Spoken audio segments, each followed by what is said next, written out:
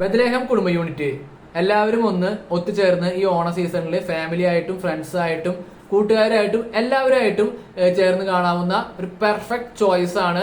Perfect സൂപ്പറായിട്ട് എടുത്തിട്ടുള്ള ഒരു പടമാണ് ബദലേഹം കുടുംബ യൂണിറ്റ്. ഈ കുടുംബ യൂണിറ്റ് എന്നാൽ ഈ സിനിമ കാണാൻ പങ്കെടുത്താൽ നിങ്ങൾക്ക് വളരെയധികം രസകരമായിട്ടുള്ള ഒരു 2.5 മണിക്കൂർ നിങ്ങൾക്ക് കിട്ടും. വളരെ എൻജോയബിൾ ആയിട്ടുള്ള, വളരെ ഫീൽ ഗുഡ് ആയിട്ടുള്ള, ചാർമിംഗ് ആയിട്ടുള്ള ഒരു എക്സ്പീരിയൻസ് തരുന്ന ഒരു പടമാണ് നിവിന്റെ ഏറ്റവും ലേറ്റസ്റ്റ് ആയിട്ട് വന്നിട്ടുള്ള ബദലേഹം കുടുംബ യൂണിറ്റ്. ഡയറക്ടർ ഗിരീഷ് ഏടി. പ്രേമലു, തണ്ണീർമത്തനങ്ങൾ എന്ന പടങ്ങൾ പോലെ ഇതിലും ആളുടെ ഒരു നാച്ചുറൽ നാക്ക് ഉണ്ട്.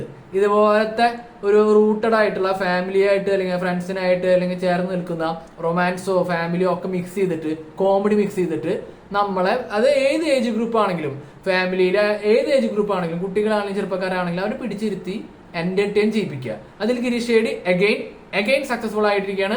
അതിൽ പ്രശ്നം നിവിന്റെ ഫാക്ടർ അത് പെർഫെക്റ്റ്ലി ആൾക്ക് ഉപയോഗിക്കാൻ പറ്റി. അതാണ് ഈ പടത്തിന്റെയും ഒരു highlight. Already block buster vibes ആണ്, അതിലൊരു സംശയം വേണ്ട. എത്ര വലിയ ഹിറ്റ് ആകുമെന്ന് മാത്രമാണ് ഇവിടെ ഒരു ക്വസ്റ്റ്യൻ ഉള്ളൂ. Block buster guaranteed. അതെന്ന് പറയുന്നത് അസാധാരണ സ്ക്രിപ്റ്റ് കൊണ്ടോ ഇതുവരെ കേൾക്കാത്ത ലവ് സ്റ്റോറി ഒന്നും ഇല്ല. എല്ലാം പ്രെഡിക്റ്റബിൾ ആണ്. പക്ഷെ പ്രെഡിക്റ്റബിലിറ്റി എത്രത്തോളം നാച്ചുറലി ബ്ലെൻഡ് ചെയ്ത് നിങ്ങളെ കൺവിൻസിങ് ആക്കി അത് നിങ്ങളെ പിടിച്ചിരുത്തുന്നു, അതിലാണല്ലോ വെറൈറ്റി. അതില് ഗിരീഷ് ഏടിയും എൻ്റയർ ക്രൂ വിജയിച്ചിട്ടുണ്ട്.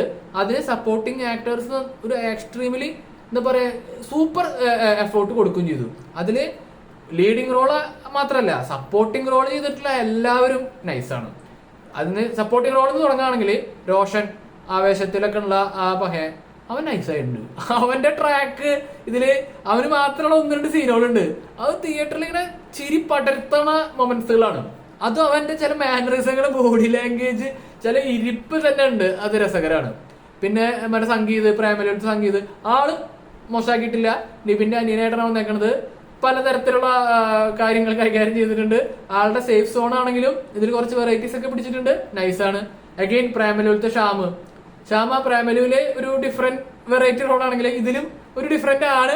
പക്ഷെ കുറച്ച് നാച്ചുറൽ എന്താ പറയാ, ഐ മീൻ കണ്ടുമടർന്ന കാര്യങ്ങളൊക്കെ ഉണ്ടെങ്കിലും ഒരു സൈക്കോട്ടിക് എലമെന്റ് ഒക്കെ മിക്സ് ചെയ്തിട്ട് നൈസായിട്ട് എടുത്തിട്ടുണ്ട്. ഞാൻ സ്പോയിലർ ആയതുകൊണ്ടൊന്നും പറയുന്നില്ല.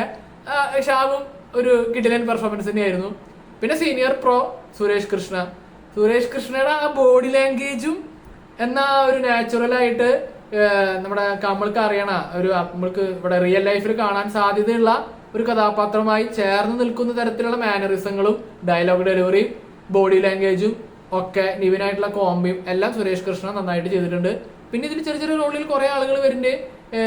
മറ്റേ ഫീമെയിൽ ക്യാരക്ടറായിട്ടും കുറെ സപ്പോർട്ടിങ് റോളിൽ വരുന്ന ആർക്കും ഇതിലൊരു എൻ്റയർ സീക്വൻസ് തന്നെ കുറച്ച് സ്ത്രീകളുള്ള ഒരു സീക്വൻസ് തന്നെ ഉണ്ട്. അത് തന്നെ വളരെ എന്താ പറയാ മെച്ചുവേർഡ് ആയിട്ടുള്ള ഡയലോഗുകളും കാര്യങ്ങളും അവരുടെ നാച്ചുറലി അത് പ്രസന്റ് ചെയ്യണതും എല്ലാം വളരെ രസകരമായിട്ട് വന്നിട്ടുണ്ട്. പിന്നെ ഇതിൽ മ്യൂസിക് ചെയ്ത് വിഷ്ണു എന്ന് തോന്നുന്നു. മ്യൂസിക് അതും ഒരുവിധം നന്നായിട്ട് വന്നിട്ടുണ്ട്.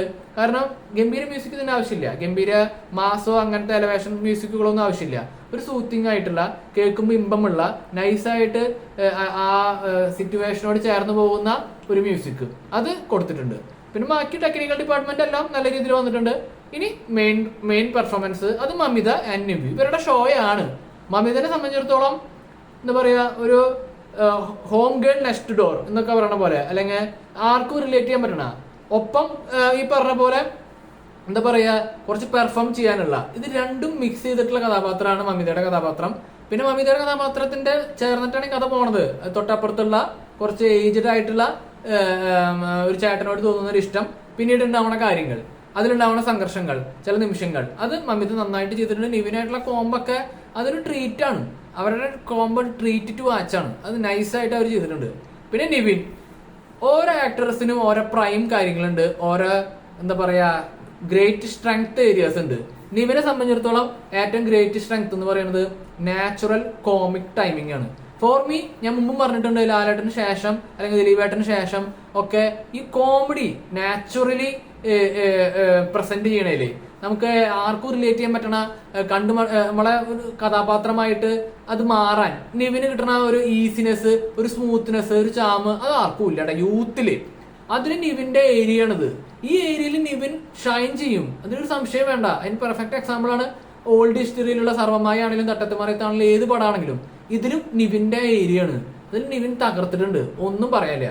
അപ്പോൾ ഗിരീഷ് ഷെഡിയുടെ ഈ ഫ്ലോവലെസ് ആയിട്ടുള്ള സ്ക്രിപ്റ്റ്, ഈ നാച്ചുറലി ബ്ലെൻഡ് ചെയ്യുന്ന സ്ക്രിപ്റ്റ്, കോമഡീസ്, നിവിന്റെയും മമിതയുടെയും കൂട്ടമായിട്ട് ഒപ്പമുള്ള കുറെ സപ്പോർട്ടിംഗ് ആക്ടേഴ്സിന്റെ കമ്പൈൻ ചെയ്തിട്ടുള്ള പെർഫോമൻസും എല്ലാം കൂടി വരുമ്പോൾ ബദ്ലേഹം കുടുംബ യൂണിറ്റ് ഈ ഓണത്തിന് നിങ്ങൾ എല്ലാവരും നേരത്തെ പറഞ്ഞ പോലെ ഫാമിലി ആയിട്ടോ അല്ലെങ്കിൽ കൂട്ടുകാരായിട്ടോ ആരായിട്ടും പോയിട്ട് കണ്ട് എൻജോയ് ചെയ്യാൻ പറ്റുന്ന പെർഫെക്റ്റ് ചോയ്സ് ആണ്. Onam winner guaranteed. നിങ്ങൾ പോയി കാണുക. നിങ്ങളുടെ അഭിപ്രായം എന്ത് തന്നെയായാലും എന്റെ കമന്റ് സെക്ഷനിൽ പങ്കുവയ്ക്കുക. അപ്പോൾ വീഡിയോ ഇഷ്ടപ്പെട്ടെങ്കിൽ ലൈക്ക് അടിക്കുക, കമന്റ് അടിക്കുക, സബ്സ്ക്രൈബ് ചെയ്യുക, ഷെയർ ചെയ്യുക.